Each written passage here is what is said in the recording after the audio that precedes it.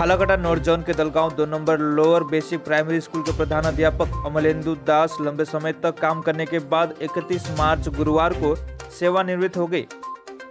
इस दिन विद्यालय के विद्यार्थियों ने विभिन्न कार्यक्रमों के माध्यम से प्रधानाध्यापक को विदाई दी। उन्होंने विभिन्न कार्यक्रमों के माध्यम से दलगांव बेसिक प्राइमरी विद्यालय के प्रधान अध्यापक अमलेंदु दास के सेवानिवृत्त दिवस को यादगार बना दिया। फालाकाटा से रंजीत रॉय का रिपोर्ट, डूअर्स तक।